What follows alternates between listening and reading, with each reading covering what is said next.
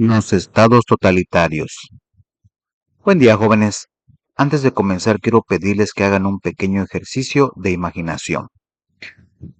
Imaginen que despiertan y se enteran de que el gobierno prohibió las redes sociales, que ya no pueden decir lo que piensan en público, que si alguien en su familia critica al presidente, puede ser arrestado y que nadie puede hacer nada para evitarlo. ¿Les parece exagerado? ¿Les suena a película de ciencia ficción? Pues les tengo una noticia. Eso no es ficción.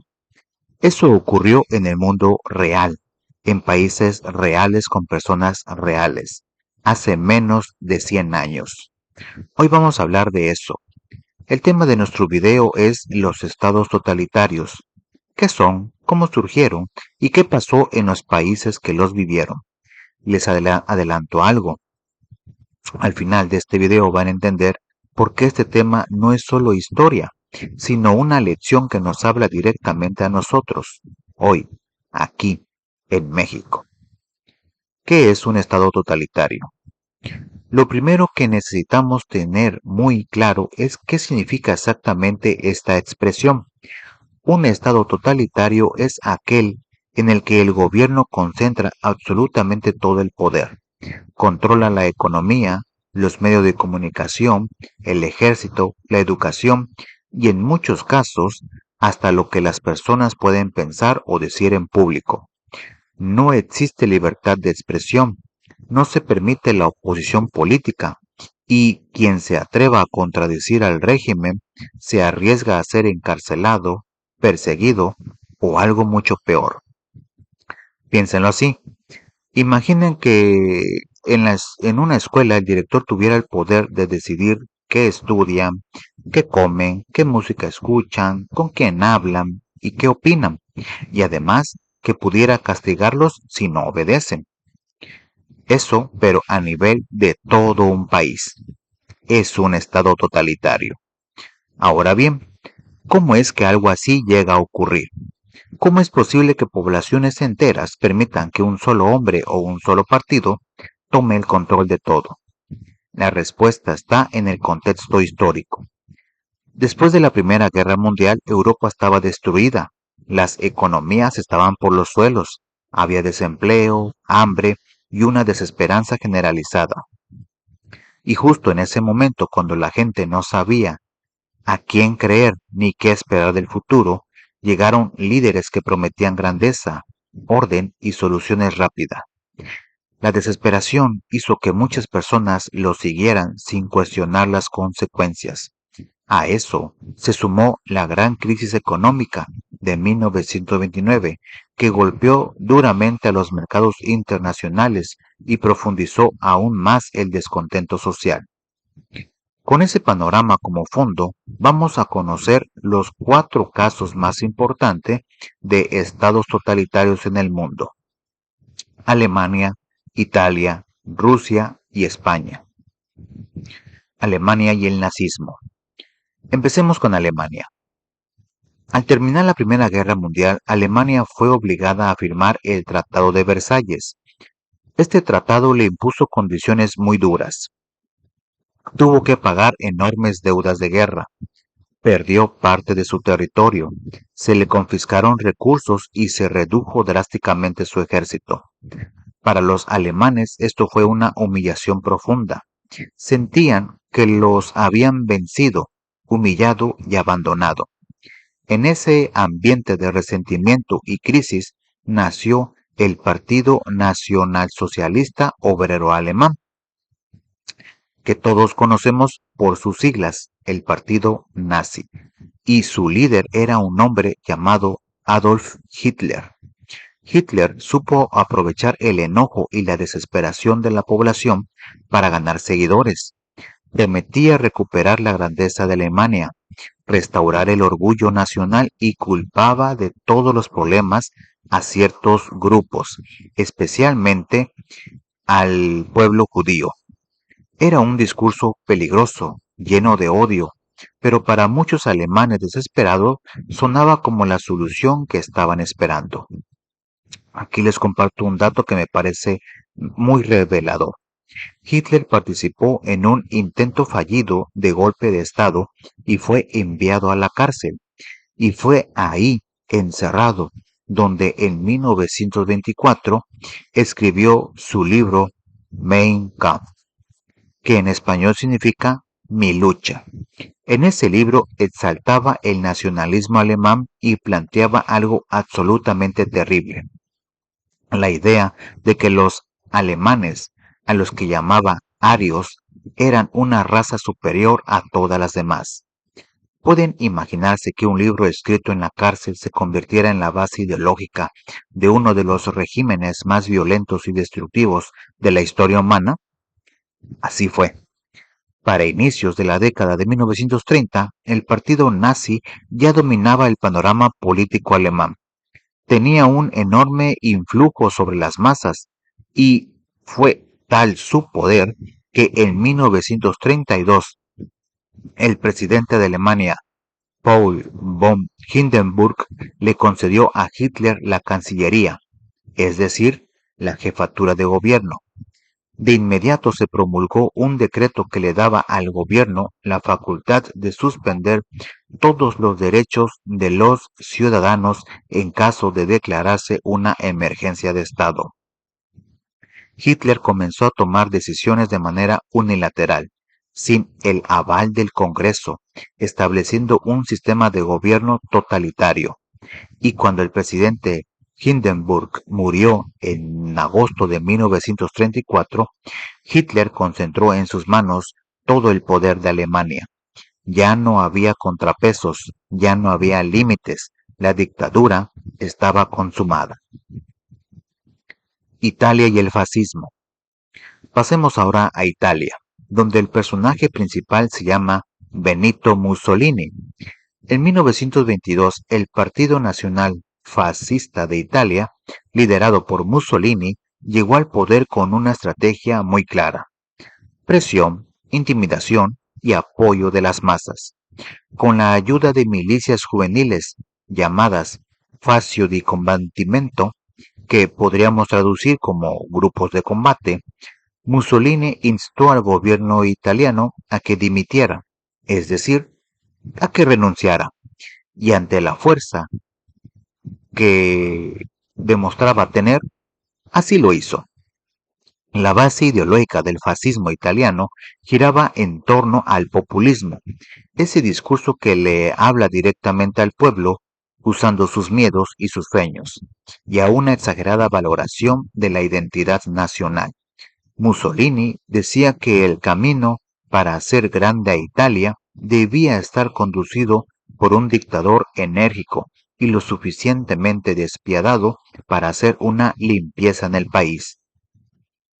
Con el apoyo del grupo paramilitar conocido como las Camisas Negras, persiguió a los seguidores del socialismo y a sus opositores políticos. En octubre de 1922, el rey Víctor Manuel, monarca de Italia, accedió a que Mussolini formara parte del gobierno. La presión del fascismo había demostrado su fuerza ante la opinión pública. Muy pronto se crearon leyes fascistas diseñadas para vigilar y coaccionar a grupos políticos, académicos y trabajadores.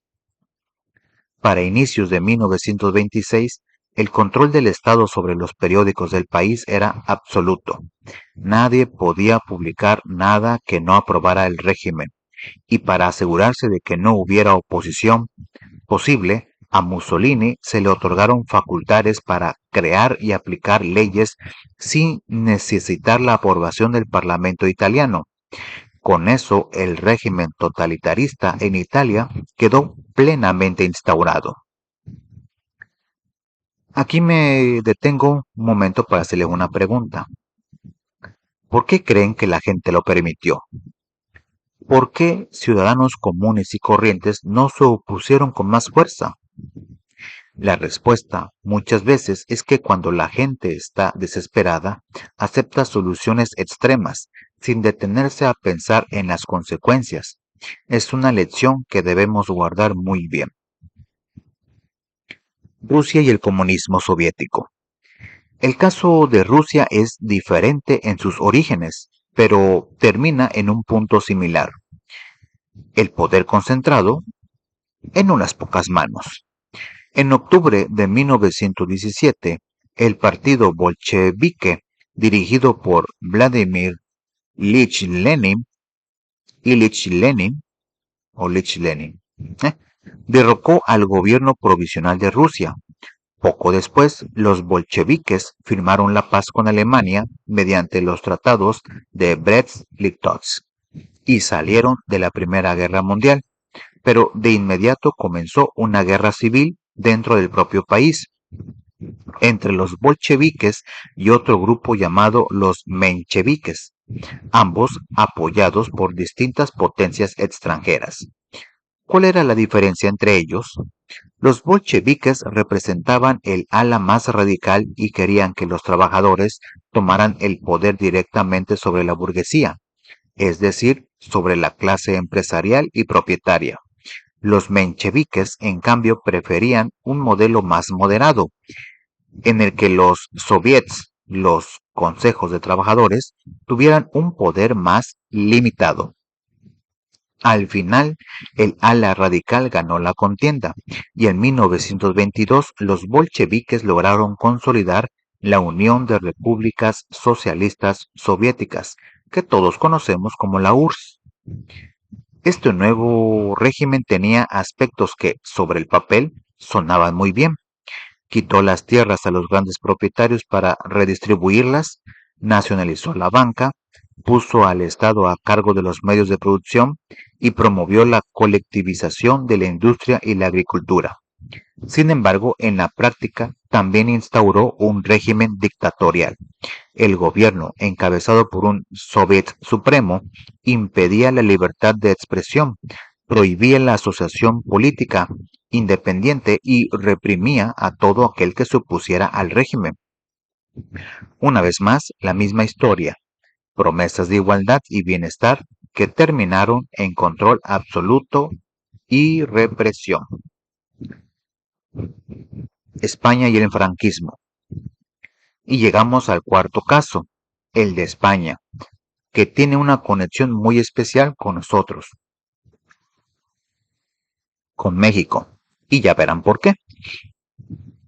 Tras la dimisión del rey Alfonso XIII y el inicio de la Segunda República Española, el país vivía una gran tensión entre dos bandos: los conservadores nacionalistas, que querían mantener el orden tradicional, y los liberales socialistas, que buscaban una España más progresista e igualitaria. Esa tensión derivó en una guerra civil que duró 3 años, de 1936 a 1939. En 1931, la nueva Constitución española restringió el poder de la Iglesia Católica. Las revueltas del ala conservadora se multiplicaron por todo el país y el 17 de julio de 1936 los conservadores nacionalistas iniciaron un alzamiento militar en el norte de África. Entre los líderes de ese alzamiento destacó el general Francisco Franco. Ante el peligro, el gobierno republicano distribuyó armas entre la población civil para defenderse.